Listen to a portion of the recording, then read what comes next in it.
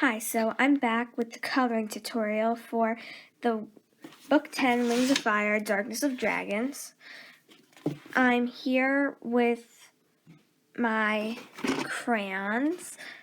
If you haven't already been to the sketching tutorial, I strongly advise you go back and watch it so that you can be here. Better now? Okay, so we're going to have to choose the colors we want.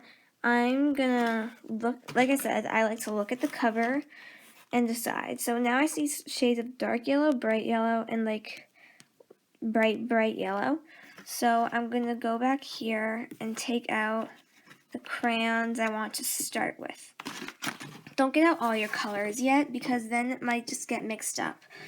So first you're gonna wanna, I like to start with the wings since there's gonna be, I'm going to lightly color in all of the wings so that it's all yellow in this spot. Don't color this part because that's going to have to be a darker yellow. You can do the same with like pinks, purples, blues, greens, whatever you want. We might actually use some of those colors in other books. But for now, I'm going to use yellow. So now that this is nice and colored, pretty much, you can tell from here that there's going to be more shading over by this part of the wing. So we're going to want to do, so for the first color I used dandelion yellow, and for the shading part I'm using goldenrod. And I'm just going to press a little harder on the edges, like right here, and going out to here. But I'm going to press a little lighter for the rest of it. Now, you don't have to do it lines like this. You could do like this, or you could just go like this, but I'm not trying to cover up my tracks here. I'm just trying to get a nice color. And so then I'm just going to, one more time, just to make sure that it's nice and yellow, go over this. As you can see, it's not that shaded, which is why I'm going to do a quick sketch of light gray in the end. But for now, this is mainly what we're aiming for. We're going to want to do this for the rest of the wings, but I'm going to go circle back and do that at the end. Now, starting out with goldenrod again, I'm going to color in this a bit, pressing down sort of hard. Not too hard though, we don't want it to be all covered up. So then we're going to color it in like this. Now, just to separate it from the wings, I'm going to choose a bit of gold here. You don't have to use this, but I'll just give a shimmer to it. And so I'm going to go over this.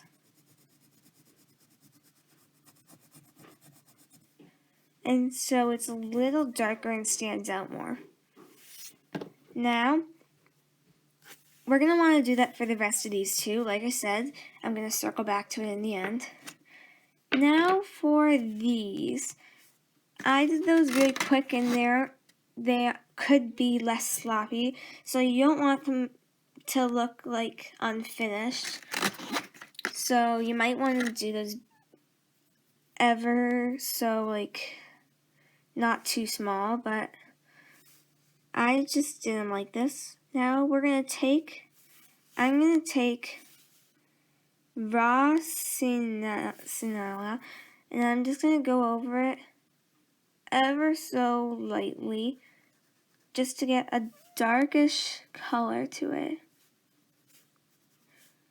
And like I said, this is really hard for me to draw, and most of it's going outside the sketching lines I made, but I really think you should make them not as small or as sloppy I made them.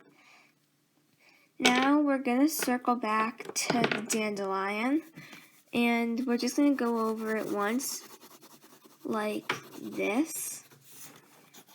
This may all turn out to look the same, but if you do it with like colored pencils maybe, it would probably look different since colored pencils are a little more stronger than crayons.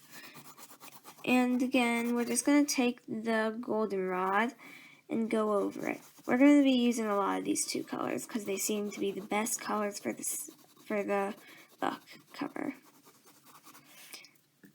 Now that we have that, we're going to try to want to match it to this color a little more. So again, I'm just going to put a bit of gold on it to make it a little darker and a little more shiny, like the sun is shining down on the scales. So then, again, we're going to take this goldenrod and we're going to press down hard again. And we should end up looking, something like this one. You might want to erase these lines before you start this so that it doesn't look so unfinished. But either way, this is going to be the basic color of the wings the whole time. Now, let's circle to the tail. The little thing at the bottom of it is going to want to be more of a gold than a yellow because it's more of a defense. So now I'm going to go grab a bright yellow. I use this one a lot, so the tip of it's not very good, but it's going to be mostly just for coloring this part. As you can see, I'm using normal yellow, and I'm going to go over this and just color it in so that it's not so brown. And then again, we're going to take the raw sienna and go over it lightly so that it has more of a darker. We're only going to be using this to make things more darker. We're never going to use it just plain out coloring it. Maybe for the first book cover, but that's a different type of dragon. Anyway, now we're going to go up here. I would do it at the tail first, but it's easier to do it up here since it's a wider spot. Now we're going to want to go over it like this, just to get the nice light color. But like I said, this dragon doesn't want to be too bright yellow or else it won't have any real like 3D. So we're going to go over it in dandelion again. We're going to do a lot of going over the original color to make it something else. And again, we're going to put a very, very, very light type of brown on it. Actually, I think I'm going to go with tumbleweed for now. And I'm just going to color it in lightly so that just, not for the brown color, just to darken up the yellow. Like that. So it may look more like scribbling, but if you want, my dragon's going to be more of a lighter yellow. You could make it more of a darker yellow. You could use the same